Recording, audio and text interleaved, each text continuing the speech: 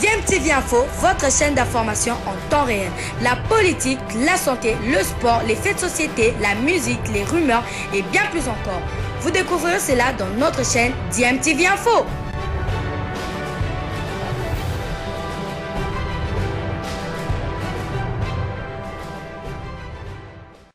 Vous êtes sur DMTV, bonjour ou bonsoir, tout dépend de l'heure à laquelle vous nous suivez. Tout plaisir est pour nous de vous retrouver, mais surtout de savoir que vous êtes nombreux en train de suivre votre chaîne YouTube DMTV. DMTV qui vous propose l'actualité, mais vous propose aussi des analyses et des réflexions sur des sujets d'actualité, sur des faits sociaux ou tout simplement des réalités que nous observons ici chez nous en République démocratique du Congo. C'est l'heure de notre tour d'horizon que nous vous proposons, histoire de vous apporter les quelques news que nous avons pu récolter pour vous. Et nous débutons ce petit tour d'horizon par la Belgique et sa Jupiler Pro League, championnat belge de première division où deux Congolais sont inarrêtables depuis peu. Il s'agit de Edo Okayembe et Julien Ngoyi, sociétaires de Eupen qui trônent en tête du classement belge de première division en attendant bien sûr le match de l'Union Saint-Gilloise qui peut passer en première position en cas de victoire aujourd'hui puisque cette équipe a un match en retard. Et bien évidemment, pour cette cinquième journée, Eupen se déplaçait du côté de Louvain. Un match a priori difficile aussi pour bien évidemment Edo Kayembe et Julien Ngoyi. Mais ce match qui finit à l'avantage des Congolais, 1-4, alors que la première mi-temps c'était également à leur avantage, 0-2. Il faut dire aussi que dans les confrontations lors de la saison dernière, par exemple, les deux équipes s'étaient séparées dos à dos et même lors du match amical joué en 2019, toujours nul. Lors de leurs 3 derniers matchs, les deux équipes s'étaient séparées par un score nul, mais avec but, bien évidemment. Le 10 juillet 2019, Louvain recevait Eupen dans le cadre d'un match amical, 2 buts partout. Et le 10 août 2020, dans le cadre du match aller du championnat belge de première division, Louvain qui recevait Eupen s'était séparé par 1 but partout avant d'aller faire 3 buts partout à Eupen le 6 mars 2021.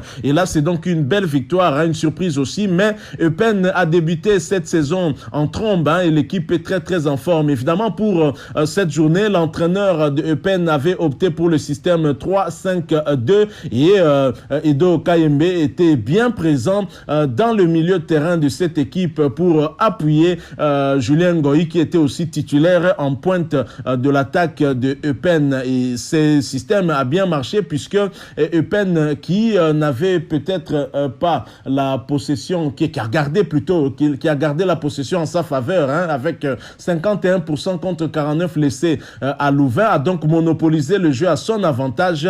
Ce match débute déjà très rapidement, un tout petit peu équilibré c'est vrai, mais à la 32e minute Eupen ouvre le score grâce à Prevjak qui finalement trompe le gardien de Louvain avant de voir Julien Ngoyi corser l'addition en inscrivant le deuxième but à la 39e minute. Le score à la mi-temps est donc de 0-2. À l'entame de la deuxième mi-temps, Eupen corse l'addition à la 56e minute par Conan, 0-3 et va ajouter encore un but par Emmanuel Agbadou à la 80e minute, 0-4 avant de voir Louvain réduire le score à la 83e minute par Levan Shengela, mais ça ne changera plus rien puisque le match va se terminer par ce score de 1-4 et ce qui va propulser Eupen en tête du classement de Jupiler Pro League au terme de 5 journées, 3 victoires, 2 matchs nuls et 0 défaite. Jusque-là,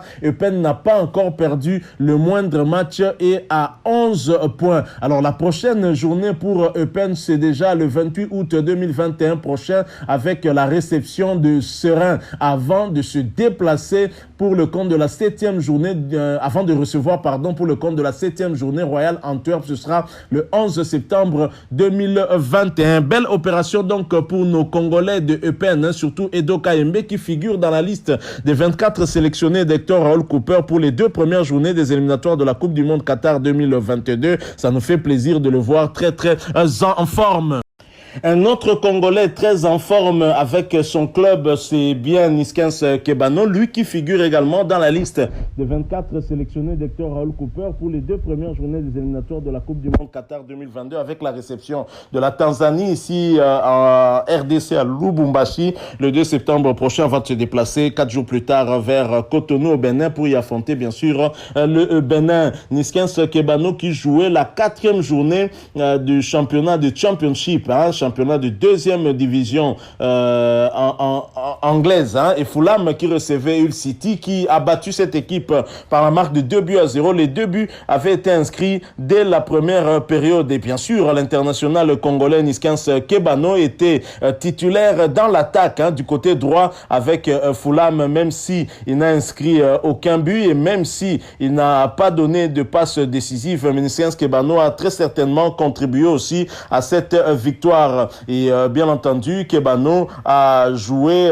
quasiment toute la rencontre. Alors le match débute bien évidemment très bien puisque la première période était dominée par l'équipe de Fulham qui est d'ailleurs restée dominatrice tout au long de cette rencontre avec une possession de 63% contre seulement 37% laissés à son adversaire du jour. Et les matchs entre les 2 équipes a toujours été très très disputé. La saison dernière, par exemple, Fulham, c'est vrai, avait battu cette équipe-là à 2 reprises, aussi bien lors du match aller le 11 janvier 2020 en déplacement du côté de Hull City, 0 but contre 1, et lors du match retour le 21 août, lors du match aller, c'était le 2 novembre 2019, c'est Hull City qui avait battu Fulham sur le score de 0 but contre 3, et avant de voir Fulham gagner également lors du match retour en déplacement 0 but contre 1. Et donc c'est une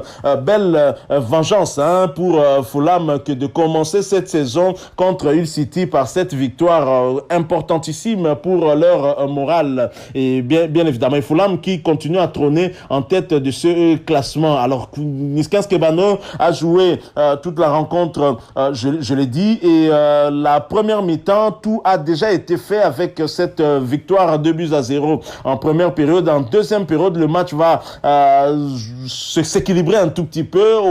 Aucun club ne va réussir à tromper le gardien adverse et le score à la deuxième mi-temps va rester de 0 but partout, score final 2-0 à l'avantage de Fulham. Alors pour le rendez-vous en ce qui concerne Fulham, bien évidemment, après cette victoire, ce sera le déplacement le 24 août 2021 prochain du côté de Birmingham City avant la réception le 28 août 2021 de Stoke City qui est aussi bien positionné en tête du classement de Championship.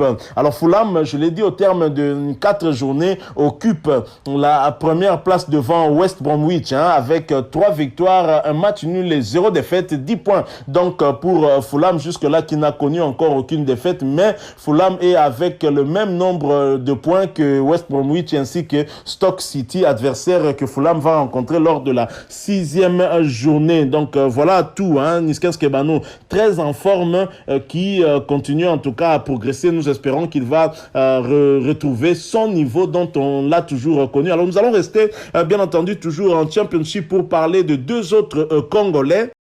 Deuxième but de suite, mais deuxième défaite aussi pour Benik Afobe. On peut dire qu'il a eu à faire sa part, mais que son équipe ne tient pas le coup. Après avoir perdu face à Fulham de Niskins Kebano, Millwall, le club de Benik Afobe, a perdu également, mais cette fois-ci à l'extérieur contre Cardiff. Benik Afobe était buteur, mais c'était insuffisant pour espérer remporter ce match. Je rappelle que c'était pour le compte de la 4e journée de Championship, championnat de 2e division anglaise, 3 buts à 1, match perdu et tous les 4 buts ont été inscrits en deuxième période puisque la première mi-temps s'était soldée par le score de 0 but partout. Et bien évidemment, en début de cette rencontre, Benik Afobe était titularisé en pointe de l'attaque de Millwall. L'entraîneur de Millwall avait choisi comme système le 3-4-1-2. Alors pour cette rencontre, une rencontre qui débute, qui est plutôt équilibrée entre les deux deux équipes puisque à la mi-temps, le score est de 0 but partout. Mais sur le plan de possession de balle, globalement, Cardiff va quand même dominer les débats avec 52% contre 48% pour Millwall. En deuxième période, à la 66e minute, Aden Flint ouvre le score pour Cardiff avant de voir le même, Aden Flint récidiver, toujours grâce à une passe décisive de Gilles qui va lui permettre d'inscrire son doublé et le deuxième but pour son équipe à la 70e minute, soit 4 minutes d'écart entre les deux buts pour le 2-0 avant de voir Benik Afobe réduire le score à la 76e minute. Malheureusement, Sean Morrison va corser l'addition à la 83e minute pour le 3-1.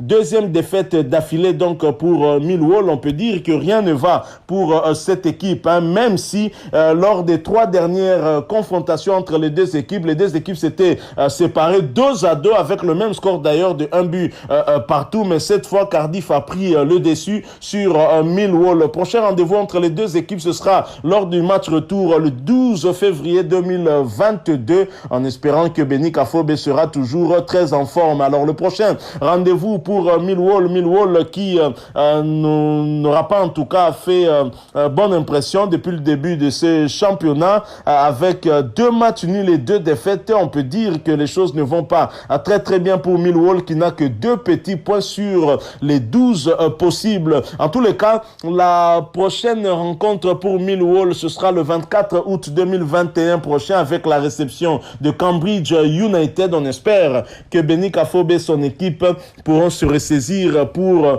glaner en tout cas leur première victoire face à cette équipe de Cambridge United. Alors nous restons bien évidemment en Championship et nous allons boucler d'ailleurs ce petit tour d'horizon par Pelly Mpanzu et son équipe de Luton Town. Terminons ce petit tour d'horizon, toujours en restant en Championship bien évidemment, mais par un autre international congolais. Il s'agit de Pelly Mpanzu, sociétaire de Luton Town. Luton Town dont la prestation en cette début de saison est mi-figue, mi-raisin, puisque cette équipe n'a pas encore fait de match nul. 2 victoires et 2 défaites malheureusement pour Luton Town. Et pour cette rencontre avec la réception de Birmingham City, Luton Town a connu une très lourde défaite, 0 but contre 5. À la mi-temps déjà, c'était 0 but contre 2. Et Pelly Mpanzu n'a pas en tout cas permis à son équipe d'empêcher, d'empêcher en tout cas cette hémorragie.